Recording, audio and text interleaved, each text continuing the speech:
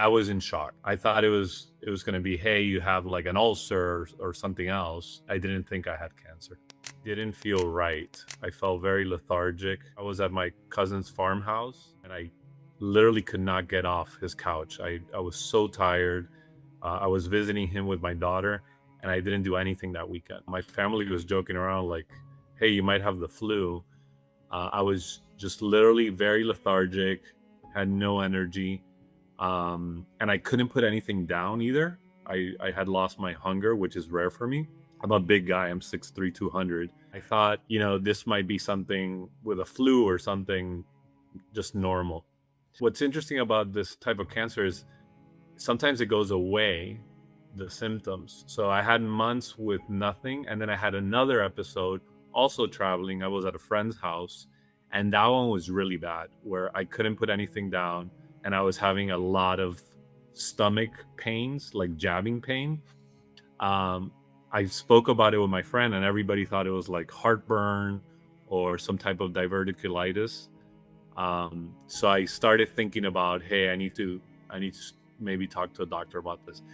For some reason, I still was not pinpointing it to maybe I have like something with my colon, which is what we do. We think we're invincible, and a lot of times we don't correlate something that's so simple. But that's when my mind started thinking, hey, I should maybe get tested for something. I had seen the ad that we see in the commercial all the time for ColorGuard, which is the at-home test. And I did that test first. And that test was the one that recommended the colonoscopy. And immediately I scheduled to have a colonoscopy. I didn't want to not take it seriously, even though I spoke to some friends and they were like, hey, this could be a false positive. There's nothing there. I still went in going to colonoscopy thinking that it was just going to be a 10-minute procedure and I was going to go home. I went in so casual that I had somebody that was going to transport me. Like I just hired a driver, thinking that I was going to come back that same day. And I scheduled the colonoscopy. And it was interesting because there were so many people there. I was one of the younger people that were scheduled that day. I had mentioned to one nurse that I had some symptoms. And again, everybody played off to maybe had some like diverticulitis or heartburn or nothing. Nobody took it that serious. But immediately when I woke up from the colonoscopy, I had a nurse sitting to my right and she was waiting for me. Like she was, I could tell in her face that she was serious. And you're under anesthesia, so it's a really weird feeling. And she said to me, hey, you need to wait. We're not going to discharge you yet. We need you to talk to the doctor. And I was like, talk about what? I didn't realize what they were going to talk to me about.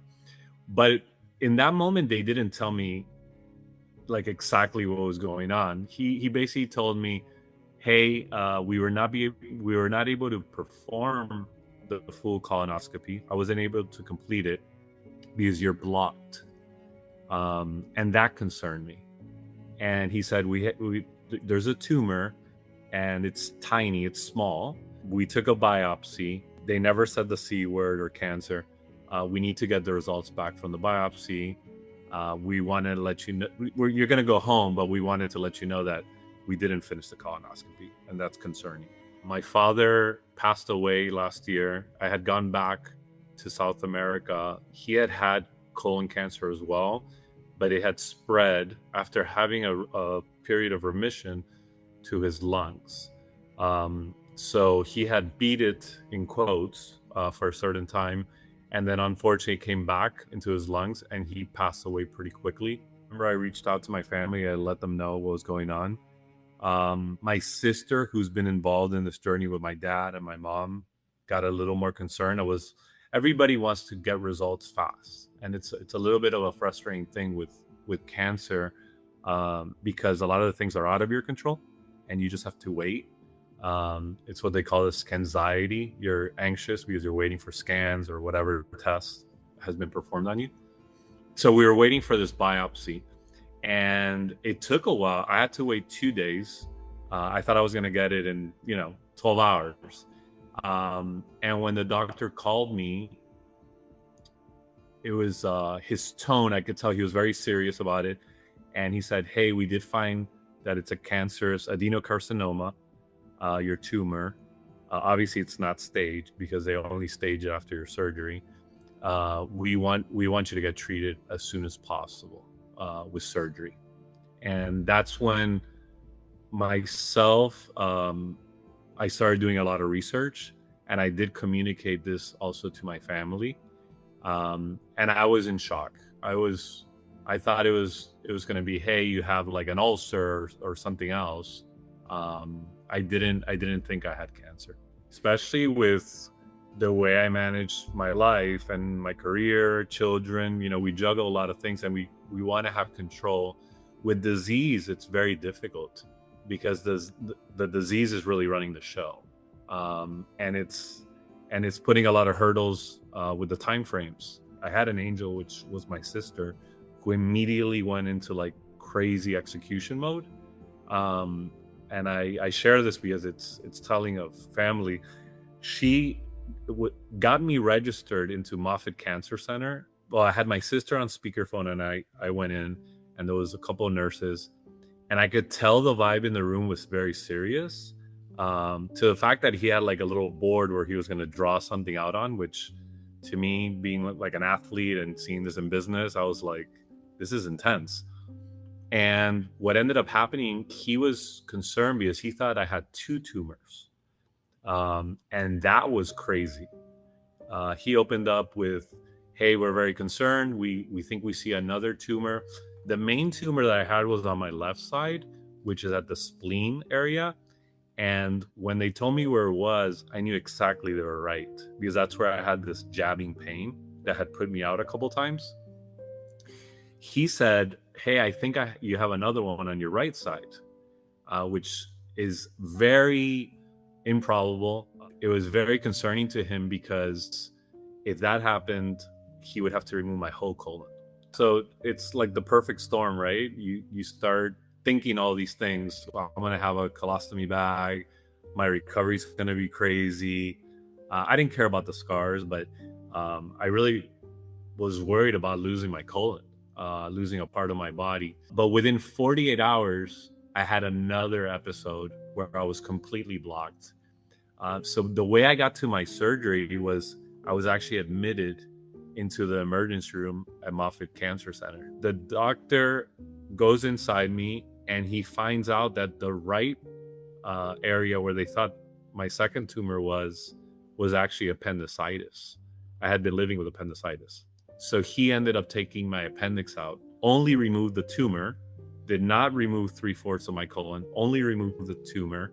So I have a scar, but I still have my colon, no bag, and a much better recovery because this genius was able to run an audible like a quarterback during a surgery and figure out he only needed to remove the tumor. He could connect my colon, which he did, and he removed my appendix.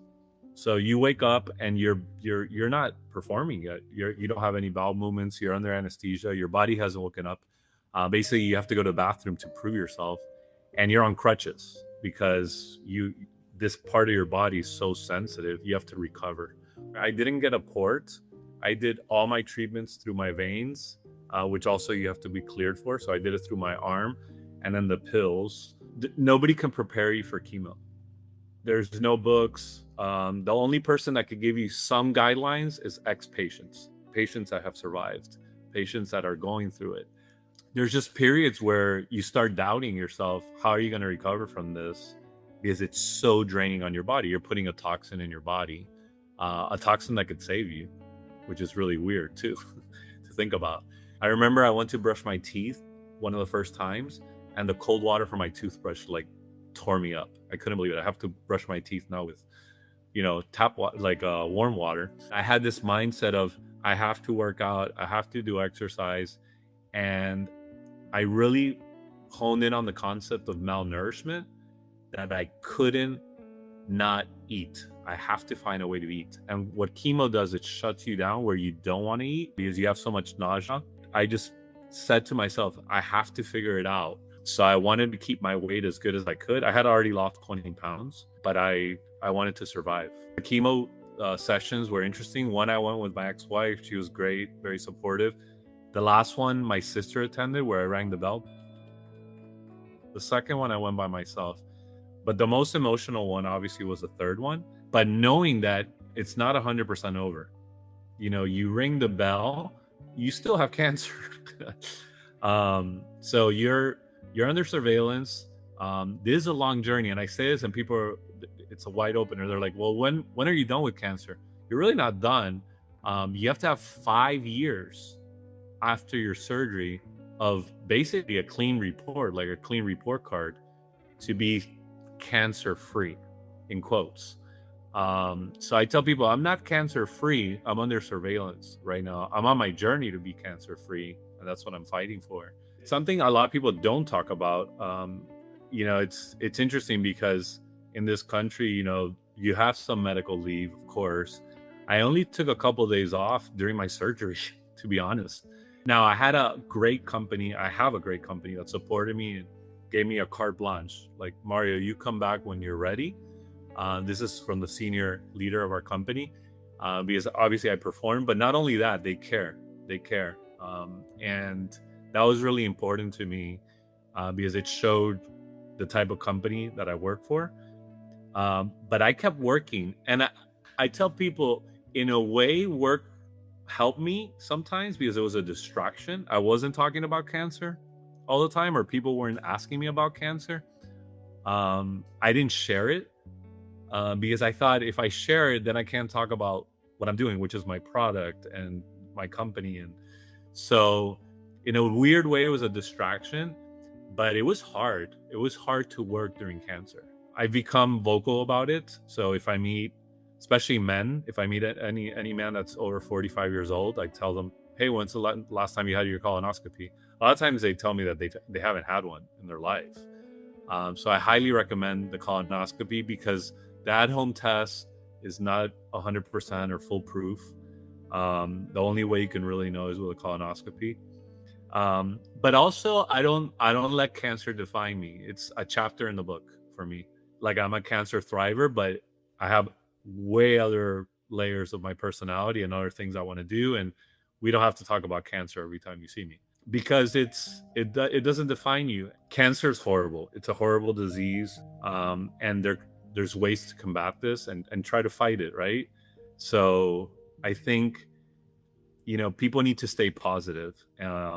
It's incredible what your mind can do that will reflect on your body when you're challenged.